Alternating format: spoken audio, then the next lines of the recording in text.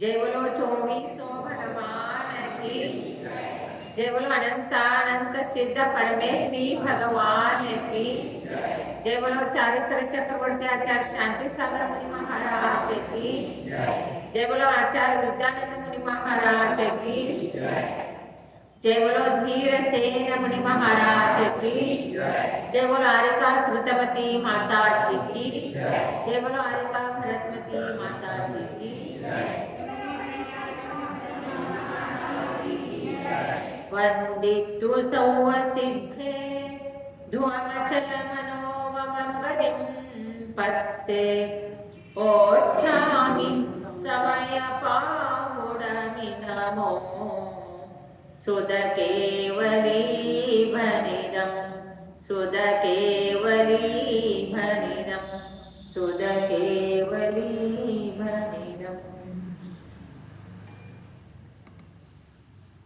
समय सर का आज गाथा नंबर 16 से चलेगा। 16 गाथा। दंसननान चरितानि सेविदं वानि साहुना नित्यं तानि पुनजानति निवि अप्पानं चेव निश्चयदो। वही जो दर्शन ज्ञान चारित्र में आत्मा है उसका स्वरूप को बताया। फिर कह रहे हैं, ध्यान से सुनेंगे सब लोग, क्या कह रहे हैं सुनो, क्योंकि आचार्य यही कह रहे हैं जो आत्मा को नहीं जानता है वही संसार में परिभ्रमण करता है। इसी बात को कह रहे हैं। संसार के लिए तो सब मन लगता है लेकिन आत्मा के लिए मन नहीं लगता। तो कहते हैं साउना दंसननान चरितानि नित्यं सेविदौवानि। साधु को क्या करना चाहिए? दर्शन ज्ञान चारित्र का नित्य ही सेवन करना चाहिए। अर्थात दर्शन ज्ञान चारित्र का ही आराधना करना चाहिए। क्योंकि तानि पुनजान, उनको ऐसे जानो, तिन्निवि अप्पानम चेव निश्चयदो, तीनों ही दर्शन ज्ञान चारित्र मीन्स आत्मा, आत्मा मीन्स ज्ञान दर्शन चारित्र, उनको छोड़ के आत्मा नहीं, आत्मा को छोड़ के ज्ञान दर्शन नहीं, शक्कर को छोड़ के मीठा नहीं, मीठा को छोड़ के शक्कर नहीं। उसको अलग इसको अलग लाओ बोले तो शक्कर मत लाओ मीठा लाओ, ला सकते हैं? दर्शन ज्ञान चारित्र को अलग कर दो तो कर सकते हैं? नहीं। जिसके पास जो दर्शन ज्ञान है उनका उनके साथ ही रहेगा और वो दूसरे किसी का हो ही नहीं सकता, क्योंकि वो आत्मा का स्वरूप है। अर्थात आत्मा ही दर्शन ज्ञान चारित्रमय है और दर्शन ज्ञान चारित्र ही विंस आत्मा है। न्यायिक भाव आत्मा है, आत्मा मीन्स न्यायिक भाव, उस प्रकार कहते हैं। फिर कहते हैं कि आत्मा को कैसे जानना है? जह नाम कोई पुरिसो रायानं जानिदून सत्तहदी तो तम अनुचरदि पुनो अर्थत्योपयत्तेन एवमहि जीवराया नादवोदहाय सद्दहेदवो अनुचरिदवो यपुनो सोचेवदो मुखकामेन। कितना सुंदर बता रहे हैं। आप ध्यान से सुनेंगे तो आपको भी ऐसे ही प्राप्त होगा। जह नाम कोई पुरुषो रायानम जानिदून सत्तहदी। ऐसे कोई एक पुरुष क्या करता है? जिस प्रकार रायानम राजा को जानिदून जान करके राजा को पहला जानता है। क्या जानता है राजा को? राजा का स्वभाव कैसे है? राजा दान कर सकता कि नहीं करता, राजा कंजूस है कि दान करने वाला है, और प्रजाजन का सेवा करता कि नहीं करता। ये सब राजा का जो गुण है वो सारे राजा का गुण को पहला जानता है, फिर सत्य हरि, फिर उसको श्रद्धा करता है।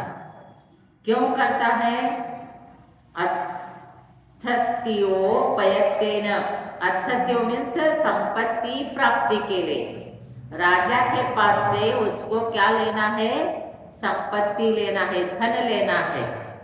इसलिए वो राजा को पहला जानता है ये राजा प्रजाजन सेवा करे तो व्यर्थ जाता है कि राजा कुछ करता है। बहुत से लोग ऐसे होते हैं, उनका कितना भी सेवा करो, उनको कितना भी उपदेश दे दो, वो ऐसे ही रहते हैं, न दान करते हैं न धर्म करते हैं। और फिर ऐसे राजा को जाने, ऐसे राजा का सेवा करे तो क्या मिलेगा? इसलिए कुछ राजा से मिलेगा तो ही उसको पहला जानता है। पहला रायानम चानिदून सद्दति, राजा को पहला जानता है, फिर श्रद्धा करता है किसके लिए? अर्थत्यो, संपत्ति के प्राप्ति के लिए राजा से कुछ मिलेगा। फिर प्रयत्न पूर्वक करता है, फिर वो तम अनुचरति, फिर उनका सेवा करता है, फिर राजा का सेवा करता है। पहला राजा को जानता है, फिर पता चला कि राजा बहुत अच्छा है और इसके ऊपर श्रद्धा करना चाहिए, फिर श्रद्धा करेगा, फिर उसका सेवा करेगा। क्यों करेगा? अर्थत्यो, संपत्ति की प्राप्ति के लिए। तो राजा को जाना, श्रद्धा किया, राजा का सेवा किया तो इनको मिला संपत्ति, धन मिल गया, तो उसको जो चाहिए था वो मिल गया। तो उसी प्रकार एवं ही इसी प्रकार से जीवराया नादवो, जीव राजा आत्मा राजा को नादवो, पहला जानो, पहला आत्मा को क्या करो तुम्हें? जानो, ये शब्द है तो फिर उसको श्रद्धा करो। आत्मा को पहला जानो, दर्शन ज्ञान चारित्र को जानकर, आत्मा दर्शन ज्ञान चारित्रमय है ऐसे जानो। क्यों? किसके लिए जाना? मोक्ष कामेन, काम मीन्स इच्छा, मोक्ष की इच्छा करके, जो मोक्ष की इच्छुक है उनको क्या करना चाहिए? आत्मा को जानना चाहिए, फिर जान के श्रद्धा करना चाहिए, फिर अनुचरित वो पुनः, फिर उनका आचरण करना चाहिए। अर्थात पहला अच्छी तरह से you should know yourself means the soul, पहला आत्मा को जानना, फिर आफ्टर बिलीव हिम, फिर क्या करना? श्रद्धा करो, फिर आफ्टर डू मेडिटेशन, पेनेंस, तप करो, ध्यान करो। उसके बिना जाने कुछ करेंगे तो कुछ भी नहीं पाएंगे। इसलिए अमृतचंद्र आचार्य आत्मख्यात टीका में बहुत सुंदर बताते हैं, निश्चय से जैसा कोई धन को चाहने वाला पुरुष प्रसन्न से पहले तो राजा को जानता है, पीछे उसी का श्रद्धा करता है, उसके पश्चात उसी का सेवन करता है। उसी तरह मोक्ष का चाहने वाला पहले तो आत्मा को जाने, अनंतर उसी का श्रद्धा करे, उसके पश्चात उसी का अनुचरण करे, क्योंकि निष्कर्म अवस्थाओं अभेद शुद्ध स्वरूप साध्य की इसी प्रकार उपपत्ति सिद्धि है, अन्यथा उपपत्ति है, इसके बिना आत्मसिद्धि नहीं हो सकता। जिस समय आत्मा के अनुभव में आए हुए जो अनेक पर्याय रूप भेद भावों से मिश्रितता होने पर भी सब प्रकार भेद ज्ञान में प्रवीणता से यह अनुभूति है कि वही मैं हूँ, ऐसे आत्मज्ञान से प्राप्त हुआ यह आत्मा जैसा जाना वैसा ही है, ऐसे प्रतीति स्वरूप श्रद्धान उदय होता है। उसी समय समस्त अन्य भावों का भेद होने के कारण निशंक ही ठहरने में समर्थ होने में आत्मा का आचरण उदय हुआ आत्मा को मानता है। इस तरह तो साध्य आत्मा की सिद्धि की तथा उत्पत्ति वह है कि जो उसी प्रकार हो। जिस समय ऐसा अनुभूति स्वरूप भगवान आत्मा बाल गोपाल तक सदा काल आप ही अनुभव में आता हुआ भी अनादि पंथ के वश से पर द्रव्यों सहित एकत्व का निश्चय कर अज्ञानी के वह मैं हूँ ऐसा अनुभूति रूप आत्मज्ञान नहीं उदय होता। उसके अभाव से ज्ञान के बिना श्रद्धा गधे के सिंह के समान है। इस तरह श्रद्धान का भी उदय नहीं होता। उस समय समस्त अन्य भावों का भेद न होने के कारण निशंक आत्मा में ही ठहरने की असामर्थ्यता से आत्मा का आचरण न होने पर आत्मा को नहीं साध सकता।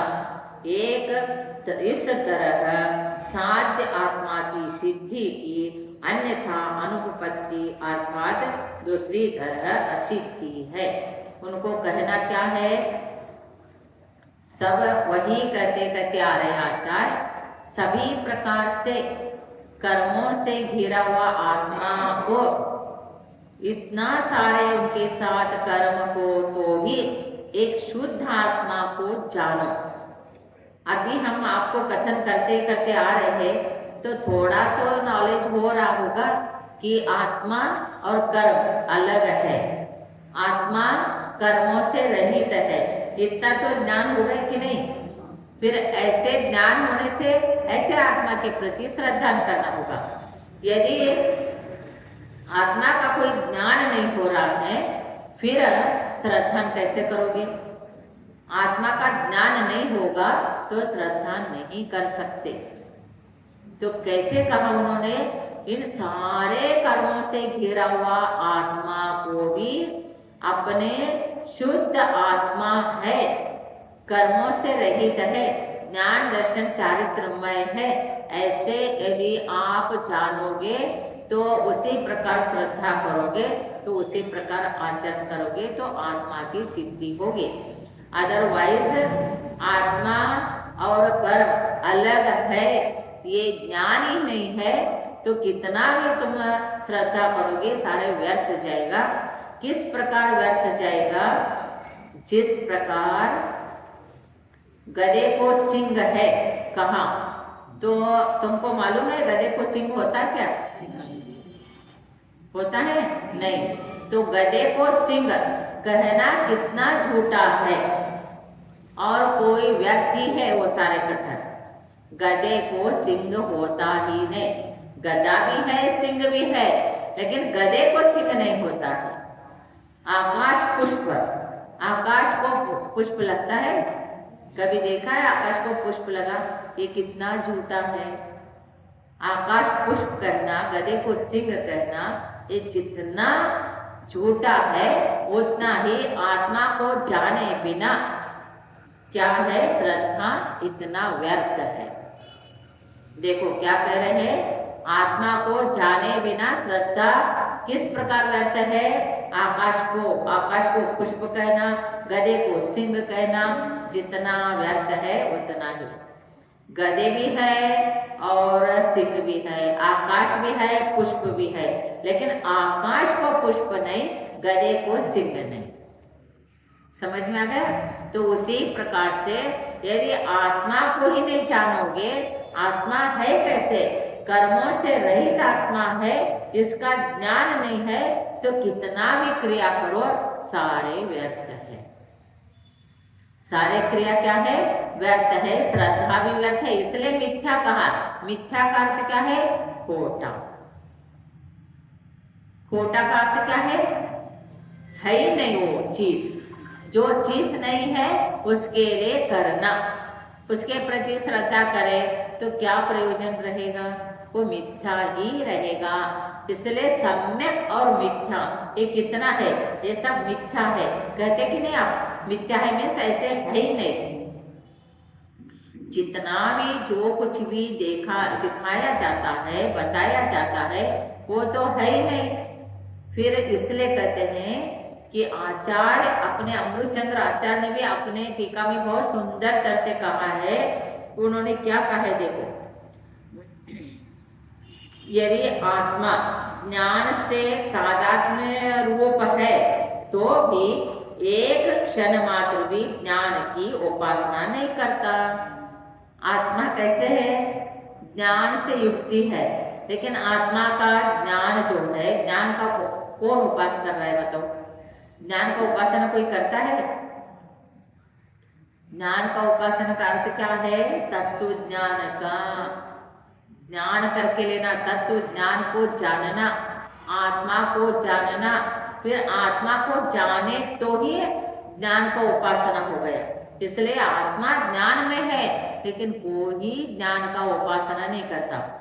आप लोगों को इतना रुचि है, आत्मा के प्रति भी रुचि हो गया, तत्व के प्रति भी रुचि हो गया, शास्त्र सुनने की भी रुचि हो गया, और इसलिए आप इतने संख्या में रोज प्रवचन सुनते हैं। तो आपको रुचि है इसलिए आते हैं, और जिसको रुचि नहीं है वो आता ही नहीं, समोशन में नहीं जाता है। तो जिसको ज्ञान होगा आत्मा का, जिसका कल्याण होने वाला है, जिसका भव बहुत कम है और बहुत जल्दी काल अवधि अर्थात सम्यक दर्शन प्राप्त होने का काल अवधि होता है, ऐसे होगा तो ही उपदेश ग्रहण कर सकता है। इसलिए आचार्य कहते हैं इसके ज्ञान की उत्पत्ति आप ही जानने से अथवा दूसरे के बतलाने से होनी चाहिए, क्योंकि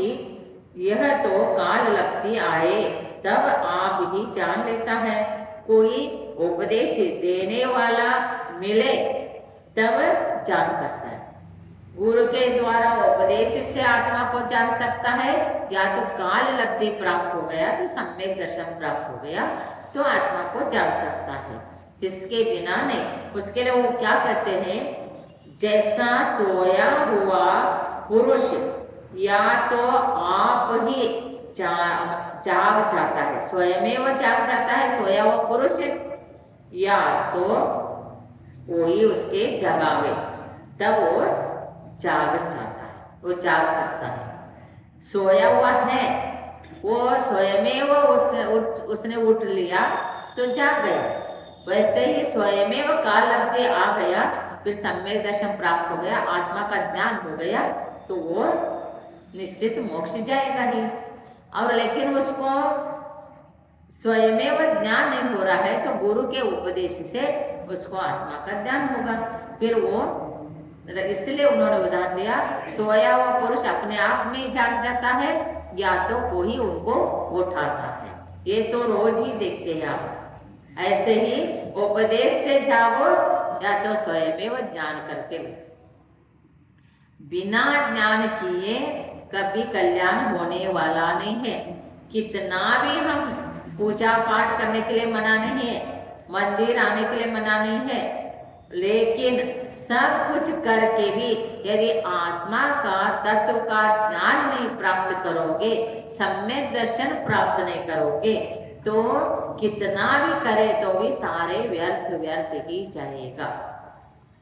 क्योंकि कितना भी क्रिया हो और श्रद्धा करे ऐसे करना तो भी नहीं हो सकता है।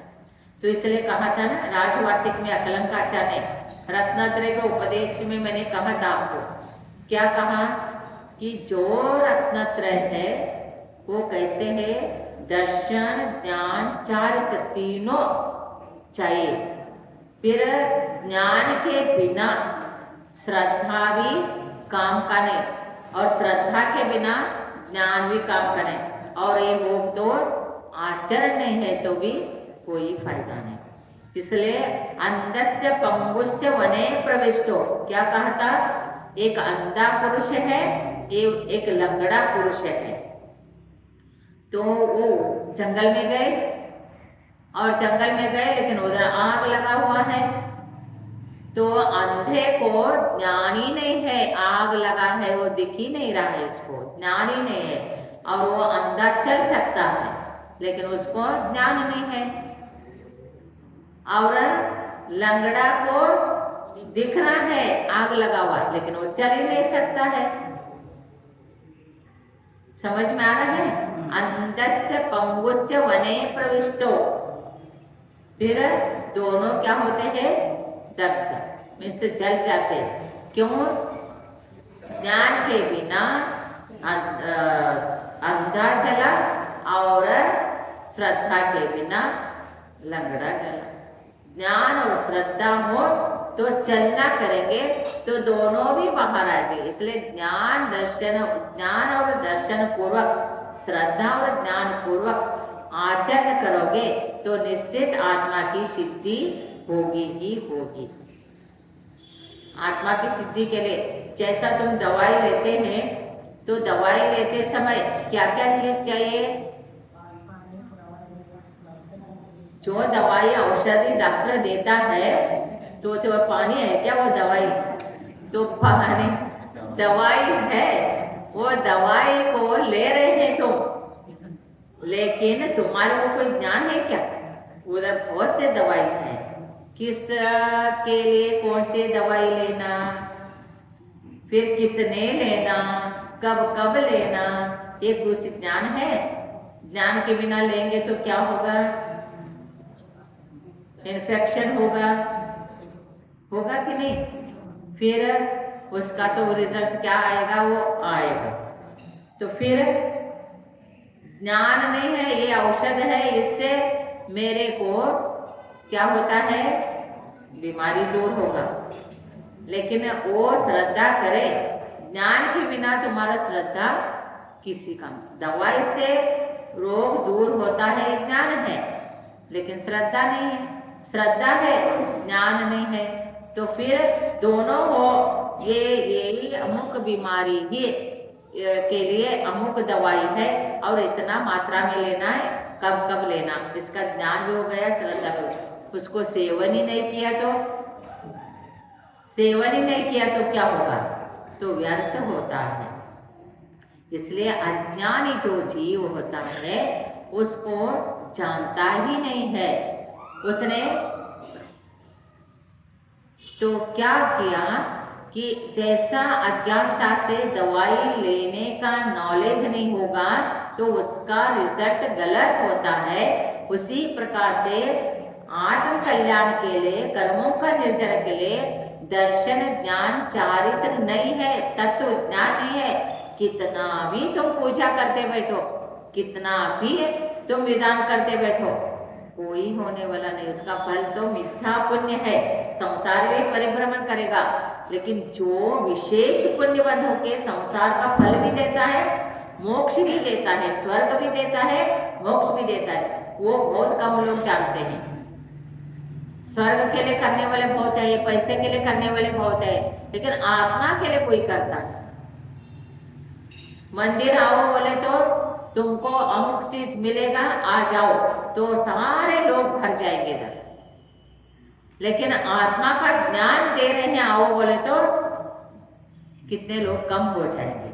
तो ये है, तो रोज वही करने से कुछ नहीं होता है। मैंने बंदर का उदाहरण नहीं दिया था? एक व्यक्ति जो ऐसे प्रवास करते हुए जा रहा था, तो प्रवास करते करते एक पेड़ के नीचे पहुंच गया और शाम हो गया और थोड़ा सा अंधेरा होने का टाइम आ गया, तो ठंडी का दिन था। उसने सोचा कि मैं ऐसे ही चला जाऊं तो क्या होगा कि वहां पर कहीं भटक जाऊं, रास्ता भूल जाऊं, इसलिए उसने वहीं पेड़ के नीचे ही विश्राम करने का सोचा। फिर वो क्या हुआ, जैसा ही विश्राम करने का सोचा तो पेड़ पे देखता है तो वहां पर बंदर बैठे हुए थे। तो बंदर को देखा, शांत चित्त से बैठे हैं तो बैठने तो कहा, और उसने अपने ठंडी को दूर करने के लिए सारे सूखा लकड़ी लाया, माचिस था उसके पास, आग जलाया, फिर गरम गरम पैर, हाथ, सिर और पीठ सब कुछ सेका सेका सेका, उसकी ठंडी चले गई और उतना क्लाइमेट सारे हीट हो गए, गर्म हो गया, तो अच्छा लगा उसको। फिर वो बंदरों ने क्या कर दिया, ऊपर बैठ के सारे देख रहे थे। बंदर तो मनुष्य का पूरा नकल करता है, जो जैसा मनुष्य करता है वैसे नकल करता है। फिर बंदरों ने देखा और उनको लगा अरे हमारे पास भी हाथ है, पैर है, हम क्यों कुट कुट करके हुए बैठने का, तो हमको क्या करना चाहिए, हमको भी ठंडी दूर करना चाहिए। फिर एक बंदर बोलता है देखो ठंडी दूर करना है, तो वो आदमी ने, जो व्यक्ति ने क्या लाया था, सब सूखा सूखा लकड़ी पत्ते लेके आया था, हम भी लेके आए। उनको क्या है, बहुत ईजी है, पेड़ में से सूखा सूखा लाए, इकट्ठा कर दिया और बैठ गए राउंड। और फिर बोले, तो बैठने के बाद बोला, एक बंदर ने बोला देखो खड़े होके पैर ऐसे घुमा के सेक रहा था, सब लोग खड़े हो गए, सब घुमा के सेक रहे। फिर अब बोलता है ठंडी तो नहीं गए। फिर बोलता है वो तो हाथ ऐसे ऐसे करके सेक रहा था, चलो हाथ कर लिया। फिर वो दूसरे बंदर बोलता है तो हमारी ठंडी गई नहीं, अभी भी ठंडी ही लग रही।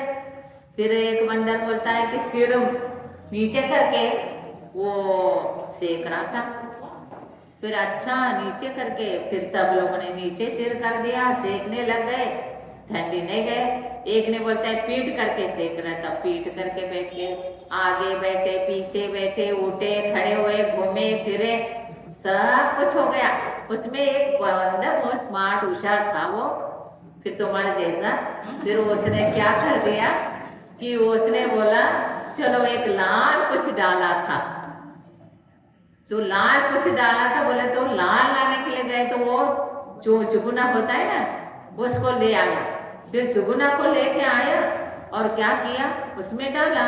फिर ठंडी वो जा नहीं रहे हैं, लाल लाल नहीं हो रहा है। फिर बोला क्या करे क्या करे, करते करते वो बेचारे परेशान होते वहां बैठ गए। कहने का तात्पर्य बंदरों ने कौन से नहीं क्रिया किया बताओ, सारे किया, वो जो किया था वो सारे कर दिया, लेकिन उनकी ठंडी नहीं गई। क्यों नहीं गई ठंडी, तो ऐसे ही संसार में जीव पूजा करता है, सब कुछ करता है, लेकिन आत्मा को जानता नहीं, तत्व को जानता नहीं। रोज रोज पूजा करता है, रोज रोज हवन करता है, रोज रोज विधान करता है, लेकिन जब तक तुम आत्मा को नहीं जानोगे तब तक तुम्हारे क्या नहीं होगा। जैसा अग्नि डाला तो ठंडी जाएगी, अग्नि ही नहीं है तो इतने सारे एक्टिविटी करने से क्या प्रयोजन रहेगा, तो वो ठंडी ही नहीं गए। ऐसे मिथ्या दृष्टि का कितना भी क्रिया है सारे व्यर्थ है, भले ये धार्मिक क्रिया क्यों ना हो, लेकिन वो मिथ्या दृष्टि है, उसको अभी आत्मा का ज्ञान नहीं, तत्व के प्रति रुचि नहीं। अरे व्यवहार सम्यक दर्शन नहीं है तो निश्चय सम्यक दर्शन कहाँ से आएगा। जिसको आत्मा के प्रति श्रद्धा है वो तो निश्चित आत्म तत्व को सुने बिना, शास्त्र सुने बिना रहेगा नहीं, कैसे भी करके सुनेगा, पढ़ेगा, जानेगा। और इतना सारे क्रिया करते करते मोक्ष जाना हो तो कब से चले जाते, अभी तक क्यों यहाँ भटकते हैं बताओ, क्यों भटक रहे हैं, क्यों 84 लाख योनि में इतना परिभ्रमण कर रहे हैं, जागे ही नहीं, सो ही रहे हैं।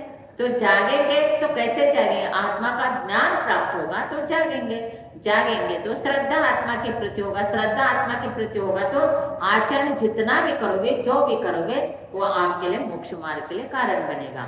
इसलिए जो ठंडी जाने के लिए क्या करना है, सम्यक, जैसा उनको अग्नि जरूरत थी वैसा ही सम्यक दर्शन रूपी अग्नि के बिना मिथ्यात्व रूपी ठंडी जाएगा ही नहीं। और अनादिकाल से संसार में परिभ्रमण कर रहा है, सिर्फ कहाँ तक इसका लिमिट है, धर्म करेगा तो कहाँ जाएगा, स्वर्ग जाएगा, फिर वहाँ का पूरा आयु करेगा, फिर यहाँ आएगा, यहाँ पुण्य करेगा तो फिर स्वर्ग में जाएगा, अदरवाइज पाप करेगा तो नरक में, तिरंज में। फिर उसके बाद सारे परिभ्रमण करते करते 84 लाख भटकते भटकते कुछ अधिक 2000 सागर तरस पर खत्म हो जाए, फिर निबोधो भव, निबोध में चला जाए। फिर ऐसे जीव भटक रहा है, इसलिए आचार्य कहते हैं कि कितना दया भाव है, वात्सल्य भाव है। कोई आचार्य हमको जगा रहे हैं, कोई गुरु हमको जगा रहे हैं, तो हमारे सौभाग्य समझना।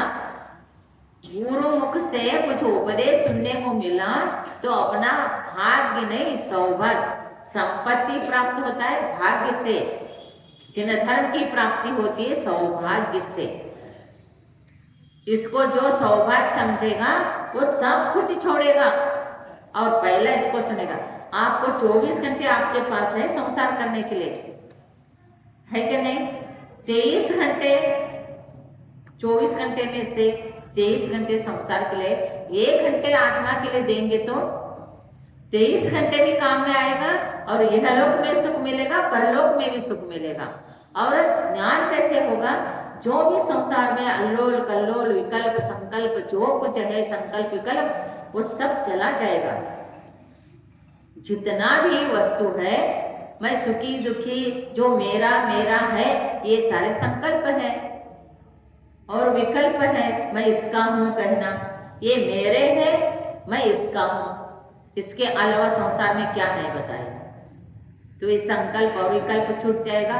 भले आप बेटे को बेटे कहो, संसार करो, व्यापार करो, जब तक आप शिक्षा नहीं ले रहे हैं वो तब तक भी करें, लेकिन समझ के करो, जानो, पहला जानो और श्रद्धा करो, फिर शक्ति के अनुसार आचरण करो। पहला राजा को जाना, फिर श्रद्धा किया, फिर उनका सेवा किया। सेवा करने से राजा ने संपत्ति दे दिया। वैसे आत्मा राजा को जानो, आत्मा राजा ऐसे ही है, दर्शन ज्ञान चारित्रमय है, ऐसे श्रद्धा करो। फिर आपकी शक्ति के अनुसार जैसा काल लब्धि आ जाए, फिर भवितव्य अच्छा हो और निकट भव्य हो, आसन भव्य हो, अर्थ पुद्गल परावर्तन संसार शेष रहे हो, तो वो लोगों को तत्व ज्ञान रुचि होगा, रुचिकर होगा, तो चर्या में आचरण में ले आएगा। तो इसी प्रकार ये स्टेप बाय स्टेप है, क्रम है, और इसको जानने की पहला रुचि होनी चाहिए। कहते हैं ना, चित्ते आवर चित्ते सवर मीन्स यत्र यो रमते तत्र वही रोचते। जो जहाँ रहता है, जो जहाँ रहता है उसको वहीं पर क्या करना चाहिए?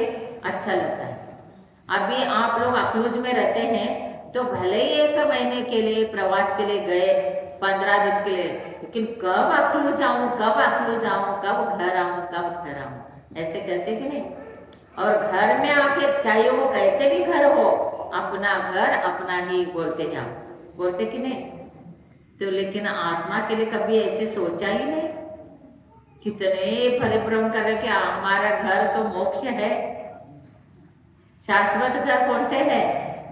मोक्ष है। और आप प्रवास के लिए जा रहे तो थोड़े दिन, थोड़ा 1 दिन 2 दिन रुका, 1 घंटा 2 घंटे रुका, दूसरी जगह तीसरी जगह ऐसे गए, सब कुछ गए। अपने घर में आने के बाद रिलैक्स माइंड होते, रिलैक्स हो गया। तो यहाँ पर क्या है, 84 लाख योनि में परिभ्रमण करते करते भी रिलैक्स होना है, तो आत्मा को जानना होगा।